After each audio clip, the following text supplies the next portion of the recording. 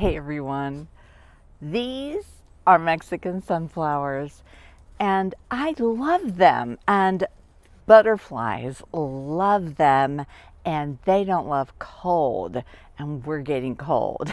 So I got some work to do, because even though they grow fast from seed, it still takes them a minute. I want to protect them so they'll be here to lure those butterflies in as soon as we start getting a little bit warmer here in Central Florida. So I'm going to be potting these up into movable pots so I can take them into my garden room for the next several days to wait out the freezing temperatures we're about to have here in Florida.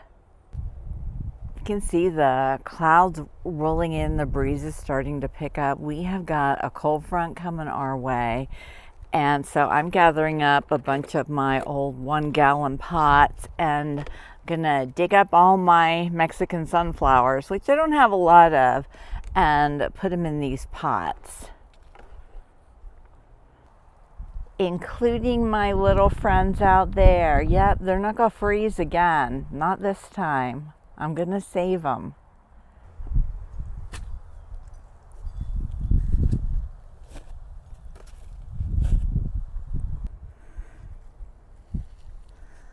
Oh, look at how nicely they're all coming up. Like when I pull them into the garden, I'm gonna give them all a nice clean up. Look at these new buds and make them all pretty. And I might not bring in these ones down here and just let them go. They're low to the ground. Oh my gosh, but they've got, look how little they are. Look at the tiny little blooms on these little ones down here. Oh, it's like I want to save them all. All right, I'll grab as many as I can. I'll be right back. So each one I'm bringing in, I'm putting it on my barber stool, and they're going to the salon and they're getting a little makeover, a little clean up, getting all these little dead ones off. There, see, look how much better we look.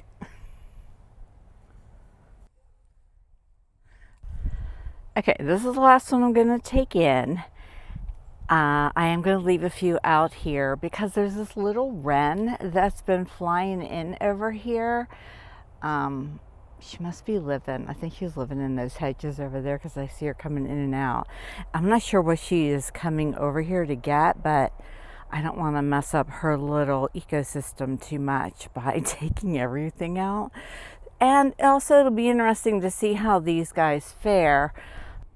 And next ones to get staked up are these two that are right outside my garden room door in this planter. It's got all these flowers. Oh, they're so pretty. I love them. You guys, that lifted out beautifully. Beautifully. So let me just a little more soil in here.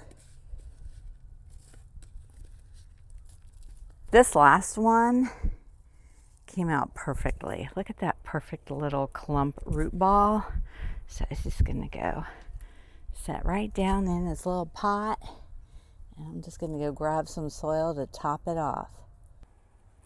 And this is the last one that needed repotted.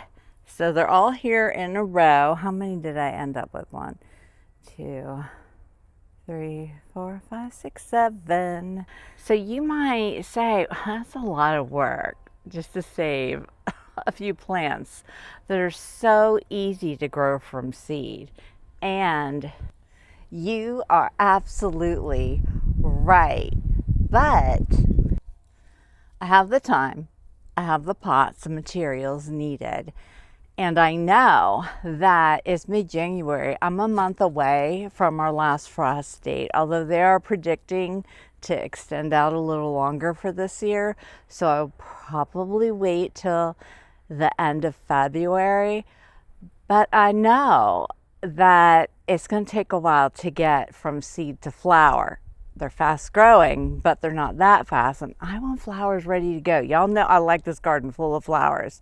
So I'm willing to do the work because I know the result that I'm going to get on the other side of these 1 or 2 freezing temperature days that can just kill so much in one night. It's a lot of work, but this garden, it needs to be putting on a show for me and for you, but for me.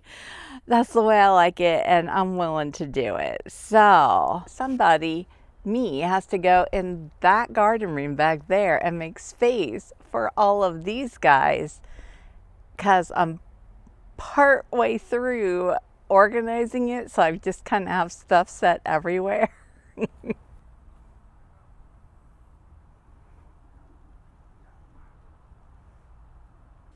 All right, all the plants from here are in. Look how dismal it looks. It's so windy too. Down here at the other end of the garden, I took in all the potted plants from here. You know what's so funny? Remember in yesterday's video that I showed you how I had already done this and I didn't have a before? Well, now you get to see the before because I took all the plants in. And then this is covering the pentas and porterweed that are in the ground, or there were some that were in big pots that I left out here. Let's see what else. This is all my pentas that I'm growing. I also tucked a couple other plants, as much as I could fit in there that was in pots, and then covered it all. Look at all my cute little covered pentas. I love that I found those. I hope they work. Tomorrow morning we'll probably come out and check. I'm going to leave them covered, but we'll be able to see what they look like, and hopefully those little covers did the trick. That is that big planter that has a porterweed and a red pentas in it. I cut both of them way down, covered them.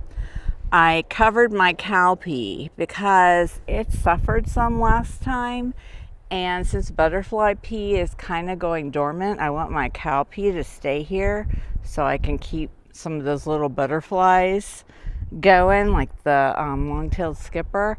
And then I did cover the Aristolochia elegans again, because that is a tropical plant and it is susceptible to freezing temperatures damaging it. I covered my flame vine, another tropical plant. Tropicals are the ones you really have to worry about, or ones with tender new growth. Pentas don't do well in the freeze. Porterweed doesn't do well in a freeze. Porterweed does worse than pentas. And growing back, like my Asclepias incarnata that is growing back, those tender young leaves don't do well with the freeze.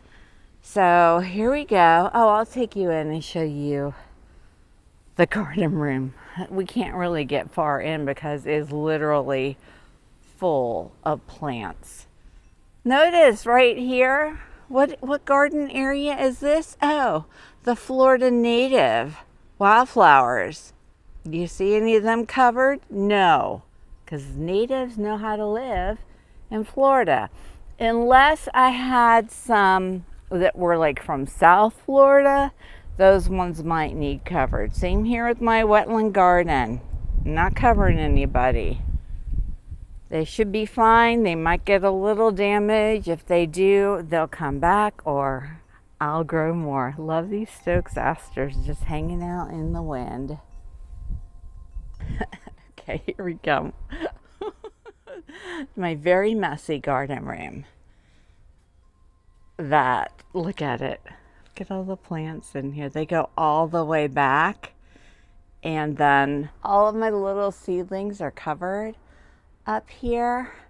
I had to cut down some of my balloon milkweed seedlings because they wouldn't fit in the little domes, which was cool because I'm trying to propagate them. Maybe I'll get more. We'll see. It'll be a fun experiment. So pentas are all safe inside. Look at them all down there, all the way back. Okay. You know, it's a lot of work. A lot. And I've gotten a workout carrying all these plants in and out. And let me tell you, what's my hair doing? It is no small task to get a cover on a plant or a flower bed when it's a very blustery day.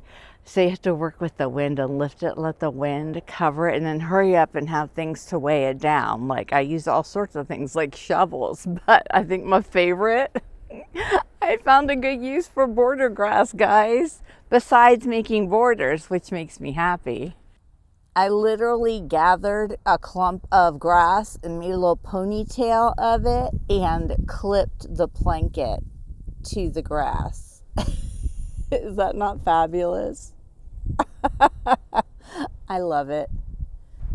So all of these different types of covers, the blankets, the bright green ones I love because they just slip right over like the obelisk trellis. They have a zipper down one full side, so you zip it, and then it's got a pull string at the bottom with one of these little things, that thing, and so you can hug it tight around the pot. I love them. They work so well. This is my second year with them. And the little plastic dome things, I'll put in. Those are new. I'm just trying those new this year. But I'll put them in my Amazon storefront. And I think I've talked about everything. So I'm going to head in and do some editing and some other work.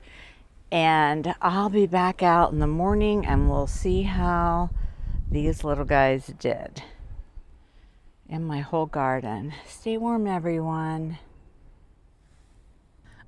Well, I couldn't stand it. I covered two more things. I have one of these left. So this end planter has a porterweed and a red pentas in it. And then this is a porterweed I cut back and just threw that grow pot over it. So everybody who can be tucked in is tucked in. It will be so worth it when I have all of these plants blooming and flowering and the butterflies are flying everywhere, and you look down there and there's bright sunshine and tons of flowers and little pollinators and butterflies flitting about with glee because they found this garden. All of this work will be worth it. It's Friday. We made it through the freeze. Right now it's 44 degrees. It got down to 28 last night, and yes, there is some damage in my garden, but fortunately I covered a lot and brought a lot in, but there's still some damage. And y'all, those winds that brought this Arctic air to Florida were so strong. They blew over one of my super tall cactus plants. It splatted on my patio. It's still going to be okay. But look at all my little cactus piece splatters. And yes, I could take them all and stick them in soil and grow them, but I don't need that many cactus plants. But look at them all. Something else I meant to show you yesterday that I didn't was I covered all of my milkweed, my native milkweed, my Asclepias incarnata and my Asclepias perennis. And I put all the pots together and put one of these zipper covers over it. It was clearly too tall for them. So hopefully they're okay. But look at my longevity spinach. And my giant milkweed. Look, we're not happy.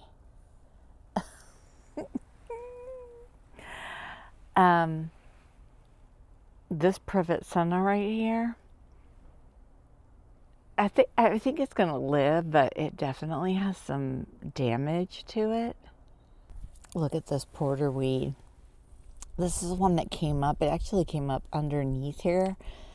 So I was going to move it, but look at, but this is what happens to it. Sometimes it'll grow back from the base and sometimes it won't. Rue looks great. Tropical sage that was in there with it, not so great. But down at the bottom is fine. And we know it'll grow back. So overall, like the tops of the snow square stems, these ones actually look good. These are the ones I recently trimmed. Firebush always takes a hit in a freeze, but it'll grow back. It happens every year with it in my garden. These, look at this from the wind. Debris. These snow square stems look good too. I had that firebush right there. Not so good.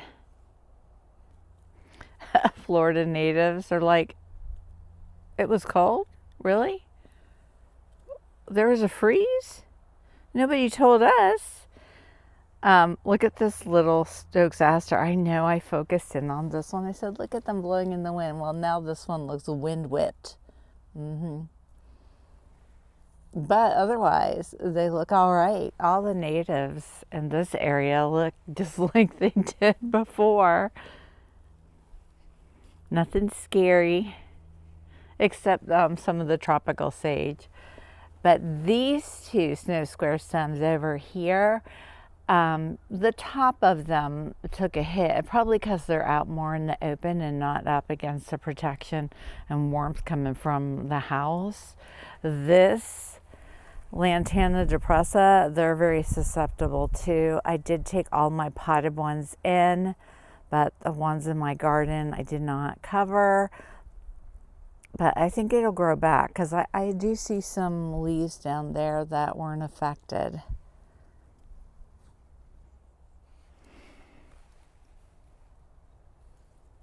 Everybody here looks good. Darrow's blueberry, silver buttonwood. Look at, there's a porterweed coming up right in there. Not so good. Everything else is looking good. And at the base of the porterweed, look down there. Everything's fine. So it'll grow back. But we have another night. Somebody's getting the zoomies. We have another night of freezing temperatures coming tomorrow night. So I'm leaving everything covered, but it's not going to be as cold. So if we made it through that night, we should make it through this night. My little sweet scents look a little bit worse for the wear. I'm not sure if it's going to send them dying back, but some of them don't look happy, but some of them look all right. I'm really excited about checking these. I ordered these on Amazon and they have little air holes in the top. They're just little cones.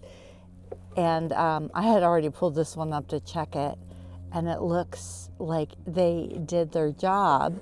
Now, these did not come with the little stakes. I had them, but they do have little holes in the side that you can put the stakes in. But I'm kind of surprised to see how much, look at this. This is my fire spike. They did not like the cold. Now, the last cold, they came through just fine. But this one down, when we made it down into the 20s, look at that tropical sage. They're not loving it. And same with back here. Look at this red fire spike. But at the bottom, look, fresh growth. The Bahama senna looks great. Privet senna looks like it suffered a little. This alocasia looks fine. I think everything here, this doesn't look good, but I think it'll come back. My elephant ear. Fire spike, not so great. Alocasia, okay. Another fire spike, not so great. These guys are all natives. Who are you? Japonica. No. Jamaican caper. Jamaican caper. My red anise. I think it's star anise, red star anise. Florida fiddlewood. Wild petunia. Coontie. All great. Those are my coral fire spikes. The top half of them look sad, so those will get a big chop back. My elephant ear back there doesn't look so hot either, so I'll have to keep an eye and see if it comes back. Yeah, so natives for a win. Well, I was surprised to see another surprise with a native is a scorpion's tail. I haven't had them freeze before, so they don't like the 20s. Did okay in the 30s. There's plenty of green down below, so I think it'll come back and be just fine. But I'm just kind of surprised at how crunchy it looks. 28 degrees. They're like, nope, we don't do that. Now inside, everything looks fabulous. They're all nice and cozy, tucked in. Red pentas, Mexican sunflowers. All my little covered guys look fine. Everybody's staying covered still. Everybody in here is all tucked in. Down there are all of my little seedlings that I have. And I did bring in my button bush. I brought in all the potted tropical sage too. So it'll be fun putting it all back out. It's not fun bringing it all in, but it is fun putting it all back out.